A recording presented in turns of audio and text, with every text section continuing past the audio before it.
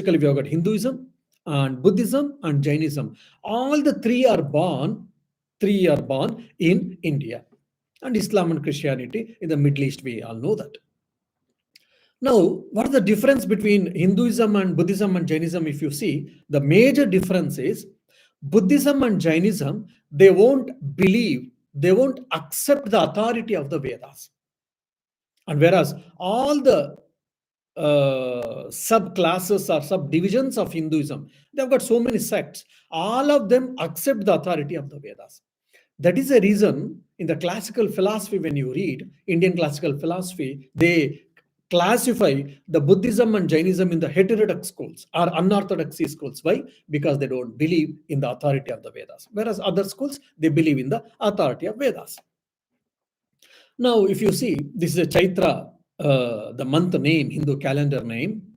And this Chaitra Navami, the 2 days or 3 days before, we had a Ram Navami, the birthday of Rama. So this is a Trayodashi, the 13th day. After just 3 days, the Vardhamana Mahavira has been born. So this Navaratri, this month is considered as very auspicious, and especially first 10 days are considered as very auspicious. Many people, they do worship of Mother especially, and different worships that India. Now, and if you see in India, and every country has got this saints, no doubt. In India, there are galaxy of saints. Why? Because that India was known, as Swami Vivekananda says, the backbone of the India, the Naru current of the India is what? Spirituality. How much ever has told, people used to forget. So to remind again and again, so many incarnations, prophets and saints and spiritual luminaries, they have come, they have taken birth time and again to remind all of them. That's the one answer.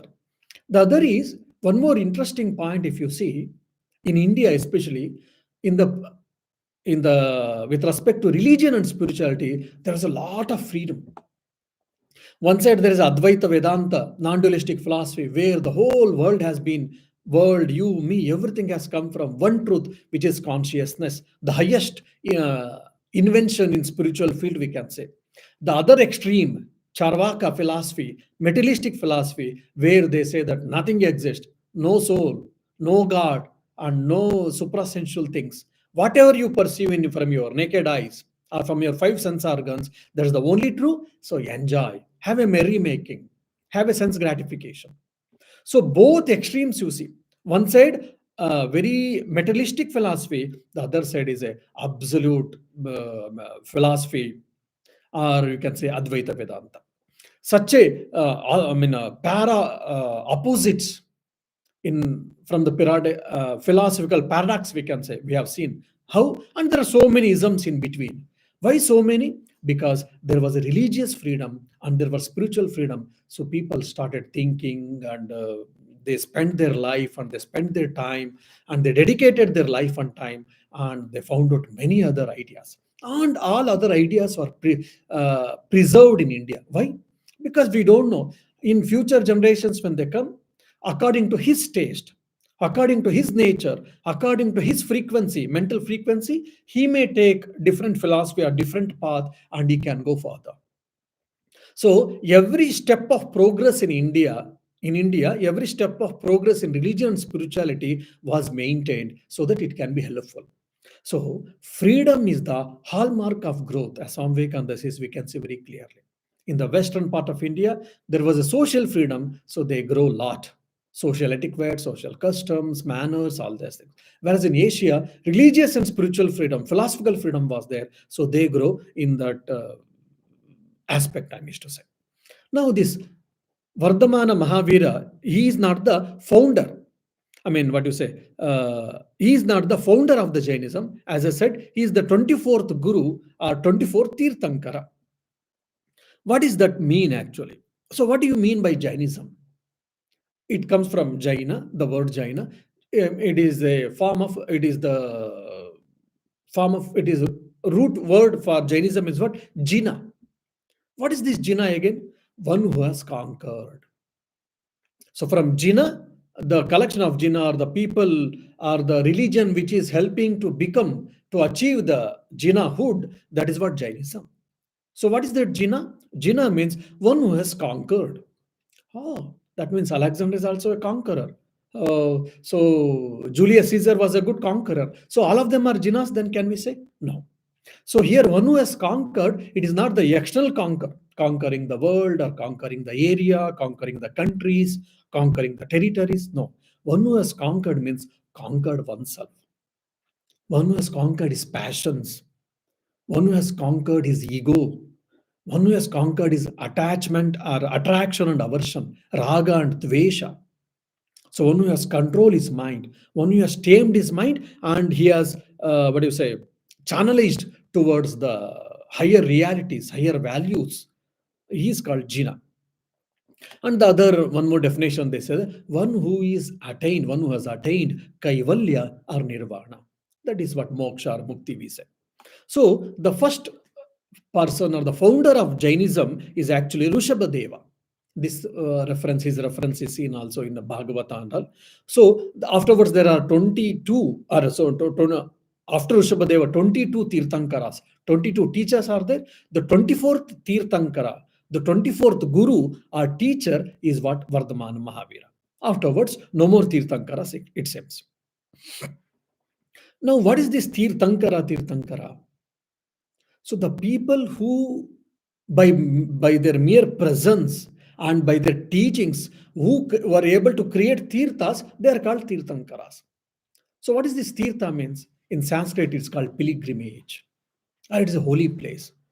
A person where he stays by his mere physical presence and by his teachings, where he can create the place as a pilgrimage place, as a holy place.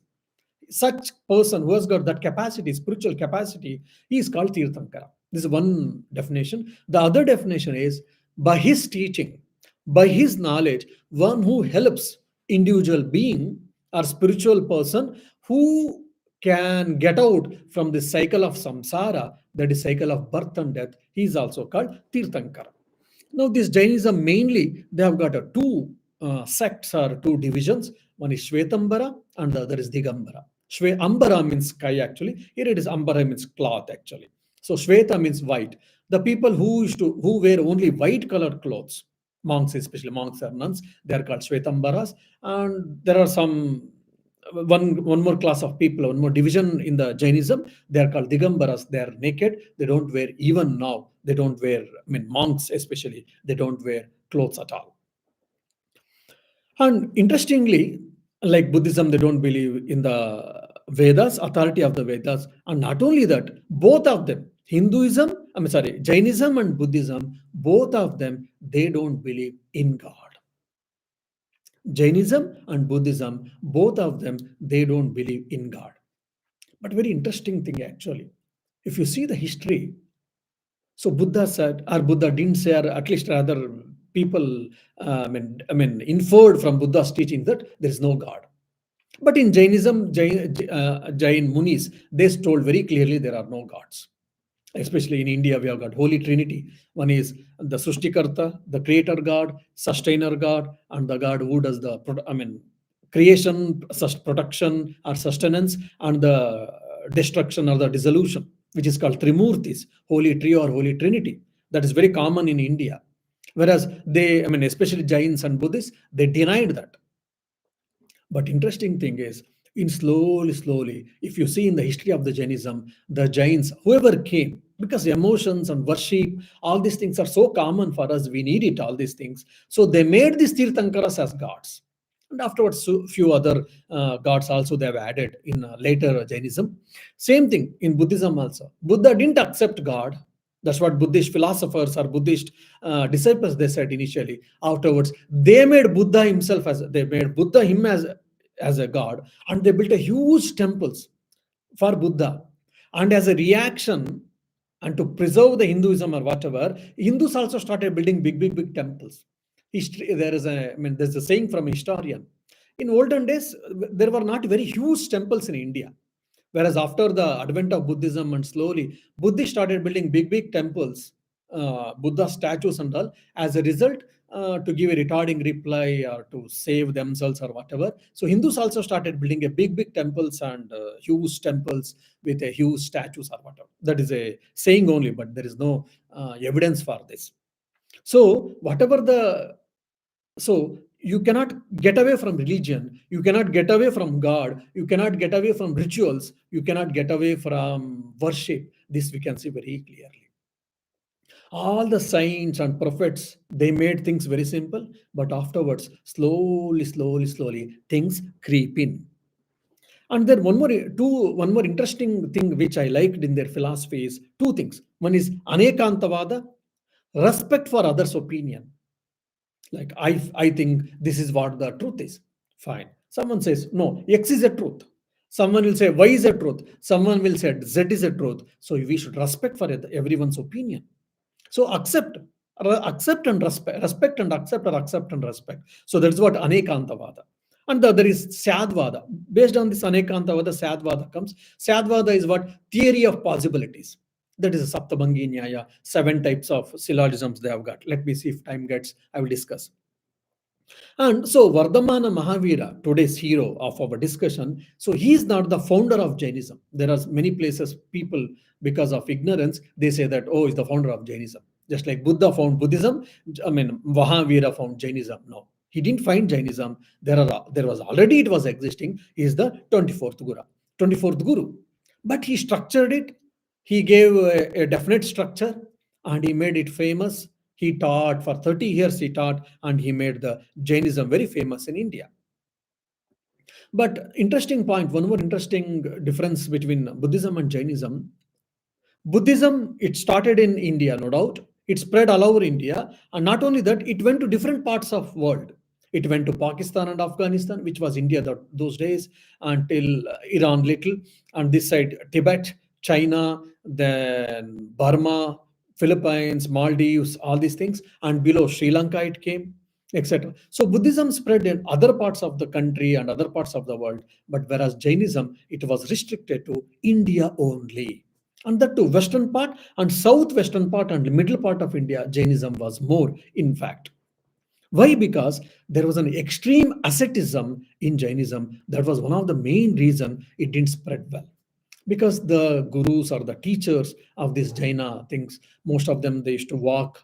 They never take any vehicles or I mean, in those days, bullock carts they had. I mean, horses they had. Whatever the system was there for transportation, they never used. Even now they walk. And extreme asceticism and their food restrictions are very strict. And so probably because of all these things, they were unable to spread outside of India. And this Vardhamana Mahavira was born in 599 BC. He's almost contemporary to Buddha. 599 BC in Bihar state, in Vaishali district, in Kundalpura. And again, if whoever has known a bit history of India, it is very interesting to know. So Bihar was the central place, one of the central place in those days. If you see in a Mughals time and Marathas and Mughals time, Delhi was the central place. And if you see in the freedom movement, Calcutta was a central place. Now, before all these things, before medieval time, if you see, at some point of time, for few centuries, Bihar was the central place. So, I mean, Mahavira was born there, and Buddhism got started and they got spread in Bihar. And Nalanda University, one of the oldest university in the world, it was in Bihar, and Vikramashila was in Bihar. So many good things, and it was a fertile land. So for all new philosophies, Bihar was the place. And Magadha kingdom was also Chandragupta Maurya also from here only. And this Mahavira, his original name or his childhood name is Vardhamana. Vardhamana means one who grows.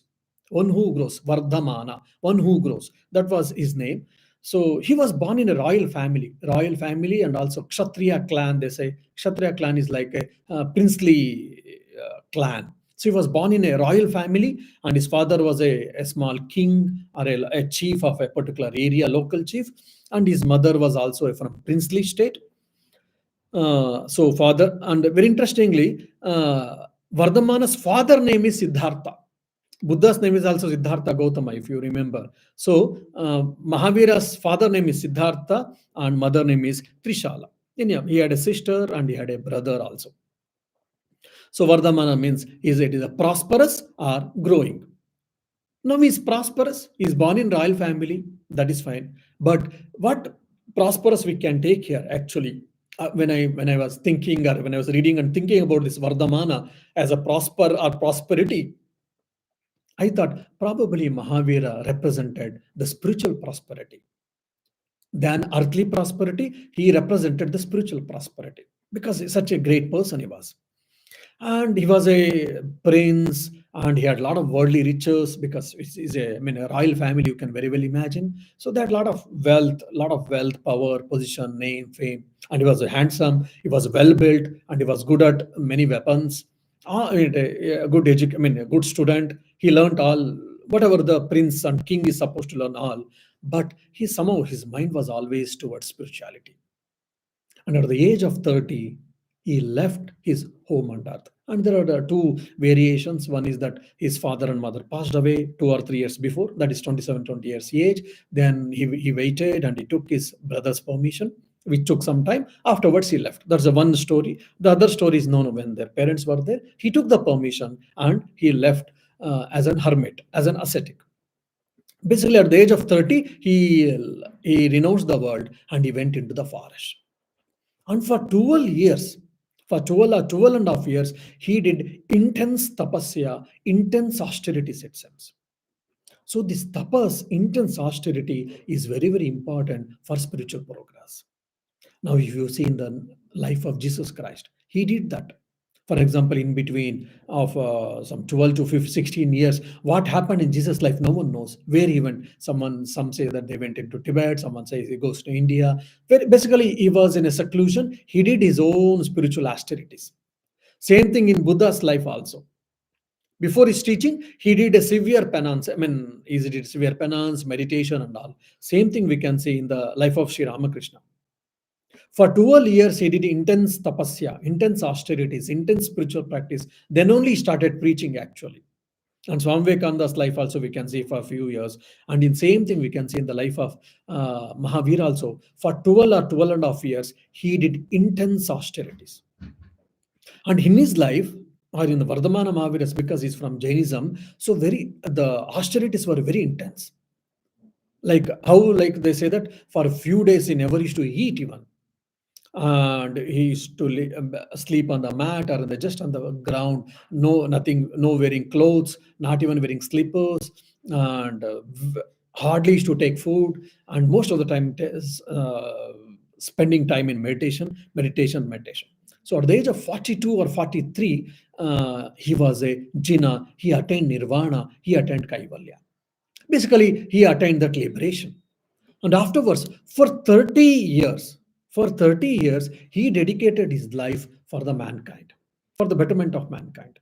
What does it mean? He started preaching the Jainism and for the entire India, traveling by foot, traveling by walking, and he traveled across the India and he taught the Jainism. So many people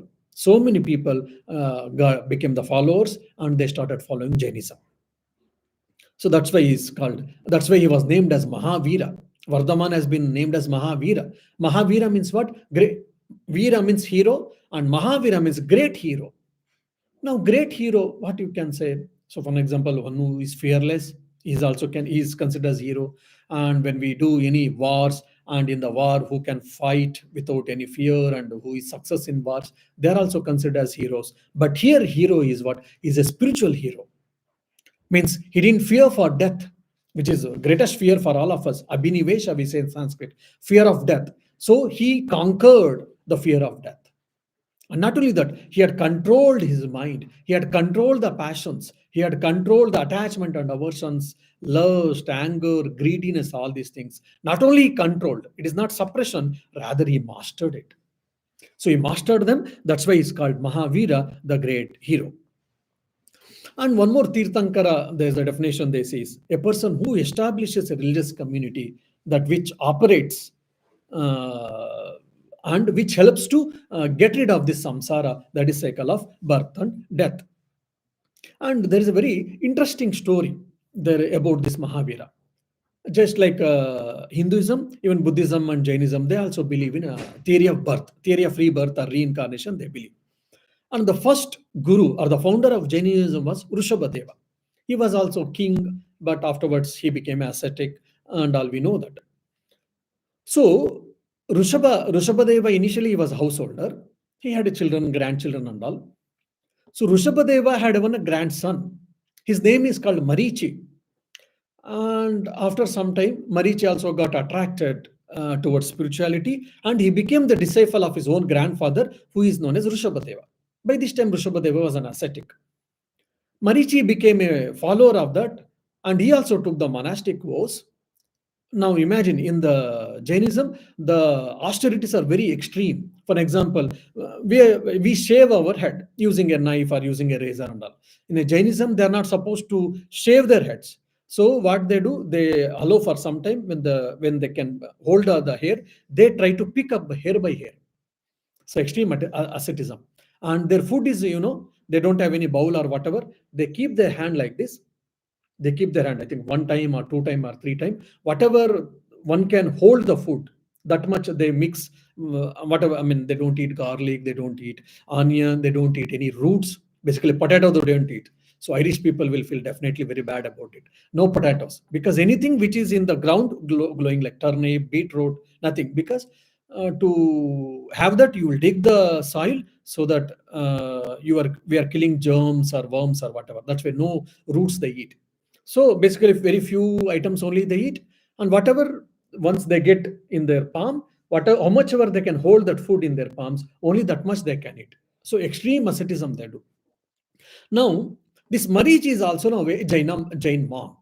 He's supposed to what do you say, pull his hairs, but he felt it is very painful and very difficult. He used to shave his head, it seems. That's the one thing which is a sin according to them, or which is a evil according to them. The other is they're supposed to sleep. They're supposed to be naked mostly, and he used to wrap himself with a cloth. And the third is they are supposed to sleep on the, floor or whatever, and used to use some cloth or some mat or whatever. So like this, basically, he was bit. He used some basic comforts even, but that itself was evil or sin according to them. So this Rishabhadeva had prophesied that now, in the name of monasticism, he's doing some wrong things or evil actions, but slowly he will have few more rebirths, and finally he will be a great ascetic, and he will be born as Vardhamana Mahavira. And during his time, the Jainism will go to its pinnacle. It will become very famous. This prophecy was done by the first founder called Rishabhadeva. So that's how the Mahavira, as a 24th Tirthankara, was born, and he brought a lot of changes, and he made the Jainism famous, and etc. There is an interesting story, and there are so many interesting stories about the Mahavira, that a lot of miracles he has created, like even the wild animals, like there's a cow one side, or the deer one side, the other side a lion and tiger. Both were able to live together without eating. You imagine, there's a deer and there's a tiger or lion. What happens? I mean, lion or tiger will eat the deer. It is obvious. We all know that. But in the place in front of what do you say, in the vicinity of the Mahavira, whatever the wild animals used to come, because he used to stay in the many times in the forest also. So the wild animals, they used to leave. They used to get away, or clear, or they used to lose that wild nature, and everyone has to become so calm or peaceful, loving together, living together. There are stories like that, and many people's life was changed, and their diseases were cured, and their some other problems were cured, and that's how so many people have become his disciples. That is what the story goes. Now, for 30 years, as I said, 30 years, he at the age of 30, he became ascetic. He left his home and earth. For 12 years, intense tapasya he did. And at the 42 or 43, he was a jina, means he has a relay soul. And for 30 years, he spread the Jainism. We all know that. So during his time, the Jainism became very famous in India, especially middle part, western part, and southwestern part of India. It became so famous. In those days, there were 14,000 monks, and interestingly, 36,000 nuns were there. So Jainism accept the equality. For example, in Hinduism also there are some references, even in Semitic religions, even now there are there, unfortunately, that women and male and female, they don't have an equal status from the religious point of view in the religious congregations. Whereas in the Jainism, way back I'm saying the story like 500 BC, then itself the Jainism had given a equal status, equal right for them in the spirituality and the progress. So there were 14,000 monks, and there were 36,000 nuns. And lay people were around 150,000, and women were 320,000. It goes like this. And their philosophies, basically everything can be curled, or it can be put into three jewels. The whole philosophy of Jainism, and especially Mahavira, can be classified into three jewels. That is called three ratnas, they say. What are that? One is Samyak Darshana, Samyak Gnana, and the third is Samyak Charitra. What is this Samyak Darshana? Samyak Darshana is right faith. Some say right view. Mostly it is accepted is right faith. And Samyak Gnana is what? Right knowledge. And Samyak Charitra is what? Right conduct. So one whoever is established in right faith, right knowledge, and right conduct, then they are eligible to attain liberation. Now, when you go the Samyak Charitra, when you read, it is very clear. Whoever has studied Ashtanga Yoga of Patanjali, or like Yama and Niyama, and in the Vedanta we say Shamadamadi Shatka Sampati, six values. If you see, all of them are quite common. And very interestingly, actually, the Sankhya and the Patanjala Yoga has influenced the entire Indian philosophy, because Sankhya is the oldest philosophy, even it is prior to Vedanta. So Sankhyan ideas we can see in all these. So Sankhyan ideas we can see very clearly in Buddhism. Sankhyan ideas we can see in Jainism. Sankhyan ideas we can see in Hinduism, I mean in Vedanta also. So similarly, Samyak Charitra, right conduct, I said. What is right conduct according to them? Again, there are five values. What is that? One is, which is the heart of spiritual practice according to them. The right conduct is the heart of spiritual practice, art of life. What is that? One is ahimsa, non-injury. So this ahimsa has been taken very seriously for them, and they have practiced very extreme ahimsa, or non-injury, or non-violence. I mean, according to them, we should not cause any problem, any little harm to any living being, not only human being, for animals, for worms, for insects.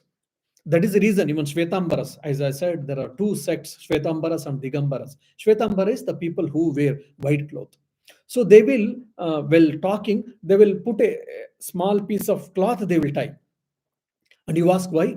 Because when we are talking, when we breathe or when we talk, the hot air comes from our mouth and nose. Because of that hot air, the whatever the worms and bacteria and etc. are there in this space in and around me, that can die. So I am doing himsa.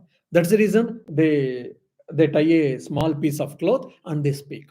And they don't wear footwear anywhere, sandals or a chappals or shoes or anything. Whenever they either they go in forest, or you go in a normal road, or it is a, what do you say, even in India and all, very hot, Rajasthan and all, they walk. It is very hot, 40 plus it will be there. But still they don't wear. If you ask why, because if you are wearing a slippers and if you are going knowingly or unknowingly, you may stamp on some worms or insects, and you'll be killing. That's the reason they don't wear even slippers. They use very minimal food, etc., etc. So ahimsa has been practiced very the extreme condition. And the other is the second value in this Samyak Charitra is what? Satya, that is truth. Truthfulness is a very common thing, yes, we can understand. So we should speak truth always. And they add one more thing, which is also seen in our Manusmriti and other places, that we should speak the truth, and we should speak only harmless truth only. If there is something bitter truth unnecessarily, if it is harming someone, definitely we should not speak according to them. And the third thing is what? Asteya. Asteya is what? Non-stealing. We should not steal someone's property. Yes, it is a basic value. Every one of us, we have to follow. If you want a sound society, we have to follow. And apart from that, they add one more thing for that asteya or non-stealing, that we should not take anything which is not given for us properly. For some, courtesy sake, we say, someone says, okay, you can take this. If someone says, then I should not take. Until otherwise, with consciously, willfully, if someone gives, then only I should accept. Otherwise, I should not accept. So yes, I had an interest in taking particular maybe some item, but the other person who was supposed to give, he was not willingly gave. maybe out of courtesy, out of manners, or out of the situation, if he gives, the moment you understand, though he has said, but I am not supposed to take, according to them, asteya. So again, extreme practice is there. And the brahmacharya, celibacy or chastity. So, and the fifth one is aparigraha. Aparigraha is non-possession and non-attachment. One is detachment is a very common thing which all the scriptures across the religions they say. And here for them is non-possession also. So a monk, according to them ascetics, they should not possess anything. So no land, no money, or not even clothes, no vehicle, nothing. Maybe they will have only one kamandalu just to have the water, and I think even stuff or a pick of feather something. So just the bless the people. So these are the only two things they will be having. I mean the Digambaras. Shvetambaras, they will wear a white clothes. So these five values everyone has to follow. There is no what do you say mm, option or choice. So immediate question comes, okay, for monks and nuns, yes, we can understand. What about us householders? So they say that householders, how much ever is possible, you can practice. To what extent, if possible, you can practice. Otherwise, you can leave it. And one more very interesting thing is, if you see even in Ramakrishna Mission, Swami Vireshwaranji, Bhuteshanji, so many people in the Ramakrishna there were few big meetings had happened, conventions. In conventions, these ideas has been given very clearly. This Ramakrishna movement, a Ramakrishna movement is not only of monks and brahmacharis. One side monks and brahmacharis, the other side devotees, householder devotees. Both should go hand in hand. That's what we see. And the same idea has seen very clearly, 2000 or 2500 years before in this Jainism also. So, like Buddha also had a Sangha, so Jains also had a Sangha as a community or a convent or whatever. So this Jaina Sangha was not only for made from only monks and nuns, even from householders who are spiritual aspirants and the devotees. So every Jain householder, so if he's a male member, they were called as Shravaka, and the female member, they were called as Shravika. So they are also supposed to practice the philosophy of the Jainism as much as possible. And so, regarding the spiritual advancement, regarding the spiritual practices, regarding the status of the male or female in the spiritual attainment, and all these things, there was no distinction made. Very equal status was given. Very interesting thing in the Jainism. And there's a very interesting, what do you say, message or a teaching has been given from Mahavira regarding our body. So he speaks about this physical body as, quote, a living body is not merely an integration of limbs and flesh, but it is the abode of the soul, which potentially has perfect perception, ananta darshana, perfect knowledge, ananta gnana, perfect power, ananta virya, and perfect bliss, ananta sukha.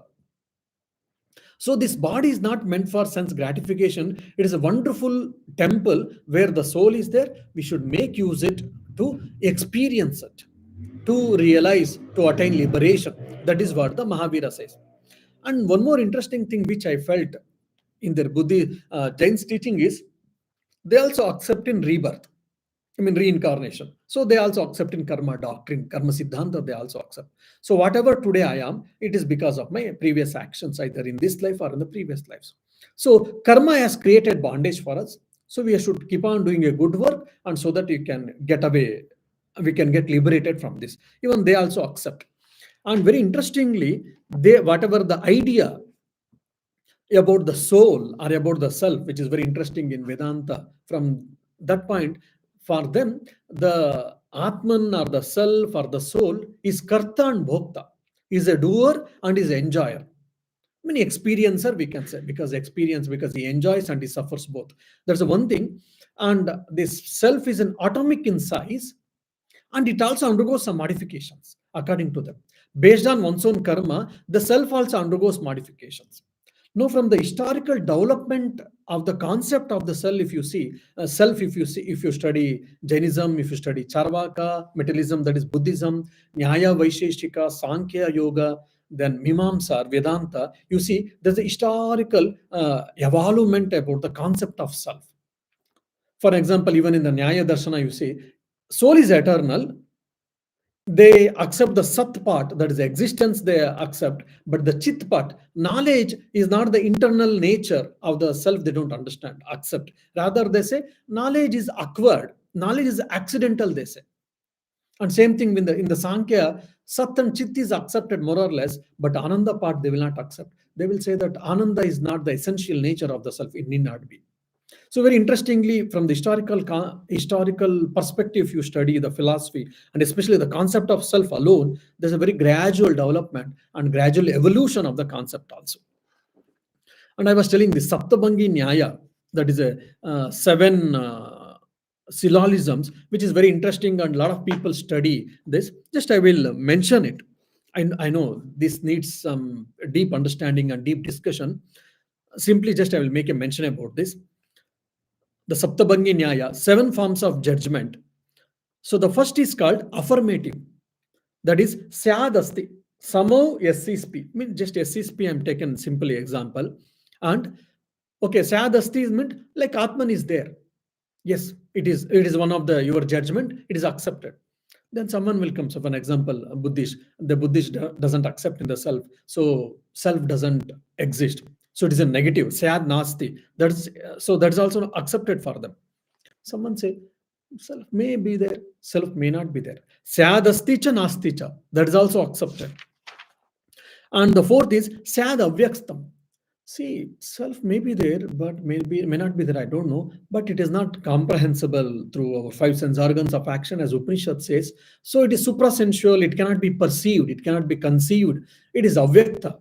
It is indescribable. If you say yes, that judgment is also acceptable for the what do you say for the Jainis. It is called Syad Avyaktam. The then other three judgments are a permutation combination of these four judgments. Sad asticha avyaktacha. Maybe it may be there and it is indescribable. Sad nasticha avyaktamcha. It may not be there and it is not describable. And sad asticha nasticha avyaktam. It may be there, it may not be there, and it is indescribable. See, these are the Saptabhangi Nyaya. So there's a lot of discussions when you study classical philosophy. So we discuss deeply, and basically this is the offshoot of Anekantavada, basically. And one more interesting point, which when I was reading Jainism, what I understand is Samyak Darshana, right view. So this right perception, so this has been told very clearly in Jainism, it is told in a Buddhism, it is told in Vedanta also. So right perception is very important in all most of the philosophies. You can see the right perception, right view of reality, right perception is the key for our happiness, key for our peace, key for our liberation. So this is also very interesting thing which they have told. And apart from this, one or two things probably which is very interesting for me was they also they don't accept God, as I already told, but they have made the Tirthankaras as a God and they worship or whatever. And for them, self is it is an object, not the subject. It's very contrast to the Vedanta. So for us, self is a subject, not the object. For them, Atma is a dravya. Dravya means substance or an object. And it has got two parts. One is guna. That is, guna means for them, it's a not quality, it's consciousness, and it's pariyaya. It has got desires and volition and whatever. And they also believe in a different individual beings. Like for an example, in Advaita Vedanta, we have got only one self, and it has been reflected only. Many reflecting mediums, we say. But for them, there are so many individuals, so many animals, there are so many souls. And what about this empirical universe? If you ask for them, this empirical universe is real, but it is continuously changing. So they don't say that it is a person, it is only a just projection like Advaita Vedanta. They won't say. For them, this empirical universe is real and it is permanent and it is also changing. And apart from that, they also have got a very interesting thing about the dravya, about the substance, about the jiva and ajiva, living, all these things, how it is possible, and how soul undergoes change. All these things they have discussed. And one more interesting thing, they speak about the space.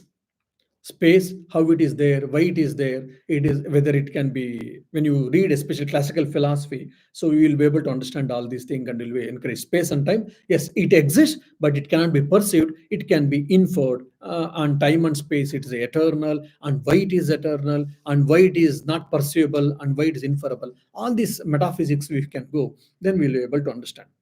But very interesting one thing, Jainism is what? It is a very ascetic religion. Because of that, it didn't become famous, or the followers, it reduced a lot. Our followers, it didn't had so many followers, unlike Buddhism, because extreme asceticism, and which was very difficult for a common folk to practice and to put into action. That is the reason somewhere a lot of people didn't get attracted towards Jainism, and it became very smaller in number and smaller in area, and it did go outside from India, basically. But whoever follows this Jainism, definitely one can attain nirvana, one can attain kaivalya.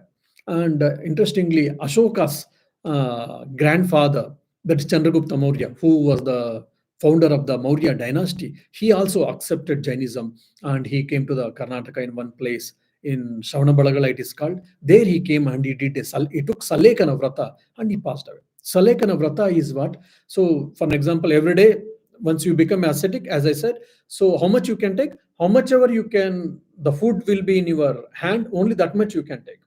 So every day, slowly, slowly, they will reduce the quantity. They will reduce the quantity of the food.